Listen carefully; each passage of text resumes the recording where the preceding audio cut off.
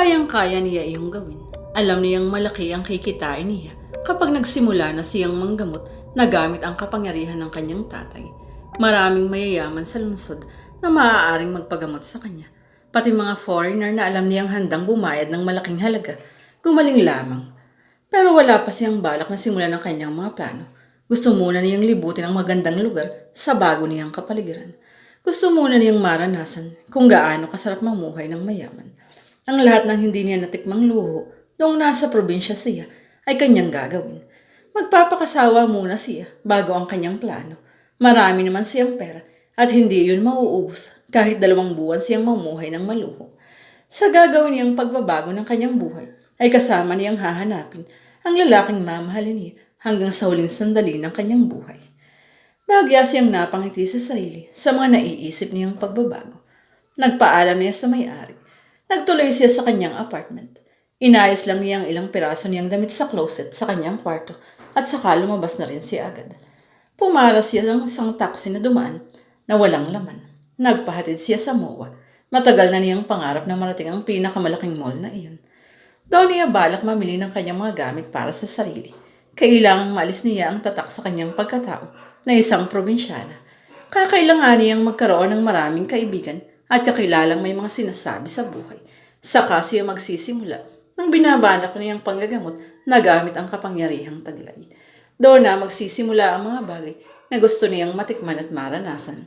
Isang araw ay babalik siya sa kanilang lugar, pero iyon ay kapag napaunlad na niya ang sarili. Kapag maaari na siyang magmalaki sa lahat ng taga roon dahil mayaman na siya.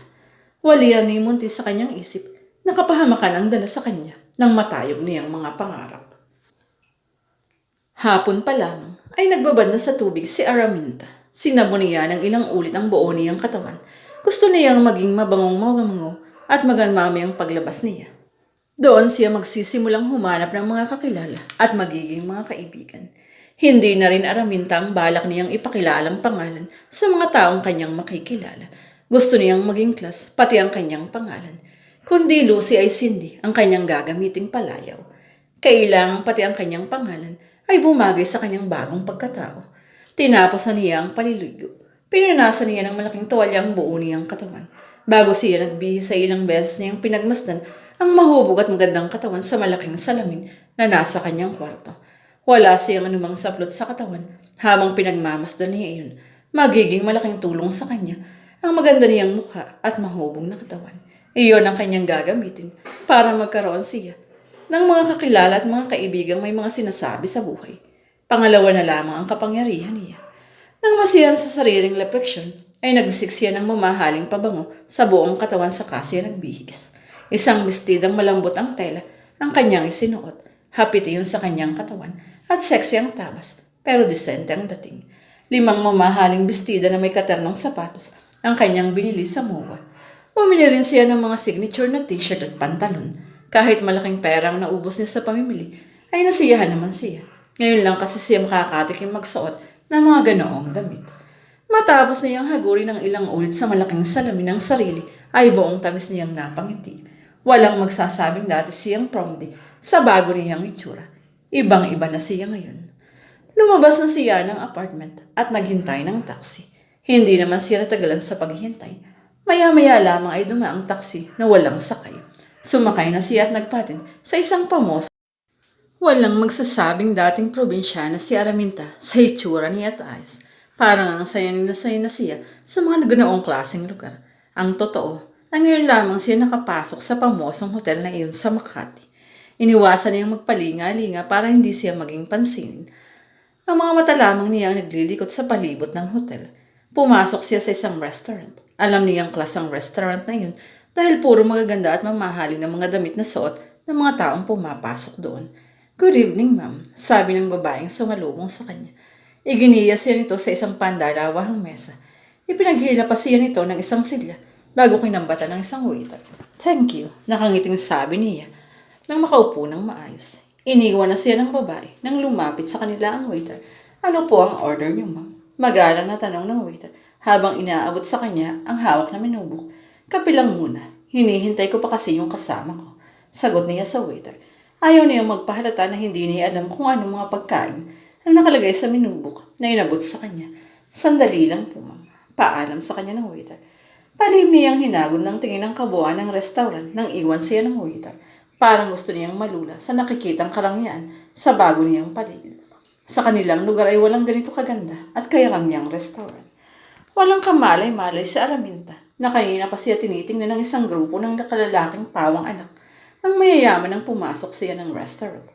Nakikita niyo ba yung babaeng bagong pasok? Tanong ni Kevin sa kanyang mga kabarkada. Anak ng isang congressman ng Isabela, si Kevin Villarama. Ang ganda tol, sagot ni Axel. Anak ito ng isang hasyendero sa Cebu. Pinakamayaman sa Cebu ang pamilya nito. Hindi halatang pronti. Sabat naman ni Jeric. Anak naman ito ng isang business tycoon ng Makati. Sanay na sanay ito sa pagtingin at pagkilati sa mga magagandang babae. Walang problema. Kahit pronti siya, hindi naman ang pagiging probinsyana niya ang kailangan natin. Ang mahubog niyang katawan. Sagot ni Kevin. Masabaw mga tol. Sambot ni Lance. Anak din ito ng mayaman. Nasa airline business. Lapitan mo na tol hanggat hindi dumarating ang kanyang kasama. Sabi naman ni Jetro sa kanilang pinaka-leader na si Kevin. Mayaman din itong tulad ng mga kabarkada nito.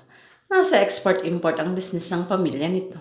Mukhang wala naman siyang hinihintay. Tingin ko ay naghahanap din iyan ng happenings. Sagot ni Jeric na bihasa sa pagtingin sa mga babae. Dito lang kayo. Hintayin niyo ang senyas ko bago kayo lumapit. Sagot ni Kevin sa kainiwan ng mga barkada niya. Malapit nang maubos ni Araminta ang kape. Nang mapunin niya ang isang gwapong lalaki na mukhang patungo sa kanyang mesa. Tingin niya ay kasing edad lang niya ito.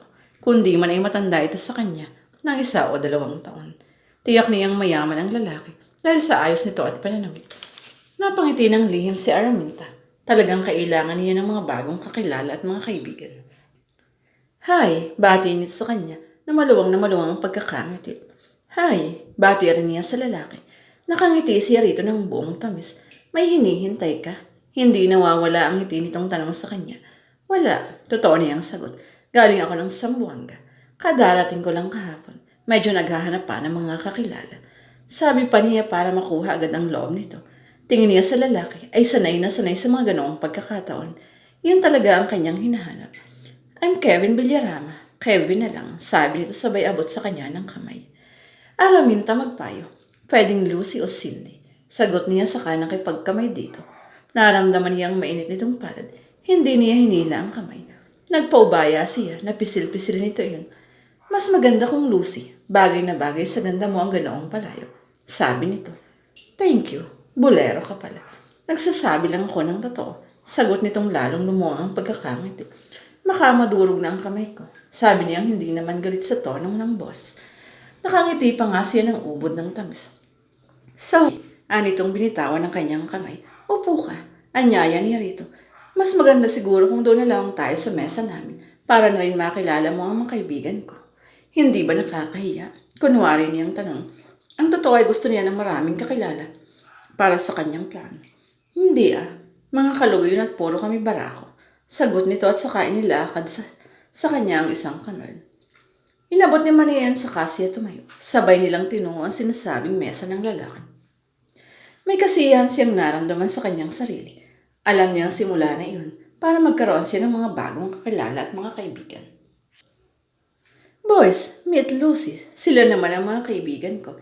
Ito si Axel, Jeric, Lance at si Jetro. Isa-isang ipinakilala sa kanya ni Kevin ang mga kaibigan nito. Upo ka. Habay halos nasabi ng mga ito at nag-unahang inabot sa kanya ang mga kamay. Thank you. Sagot niya at kinayamayang isa-isa ang mga ito bago siya naupo. Napansin agad ni Araminta na mukhang mayayaman din ang mga kalalaking ipinakilala sa kanya ni Kevin.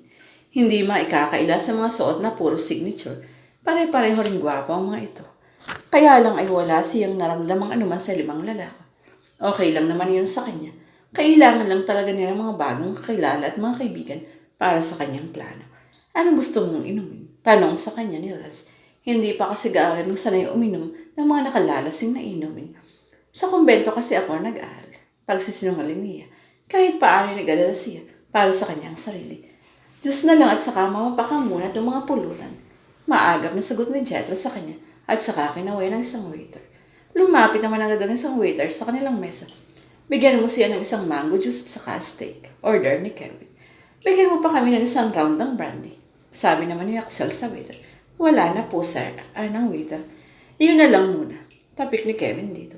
Hindi naman nagpahalata si Araminta na naiilang siya sa mga lalaki. Tingin naman niya ay magino at mga disente ang mga ito. Yun kasi ang unang pagkakataon na puro lalaki ang kanyang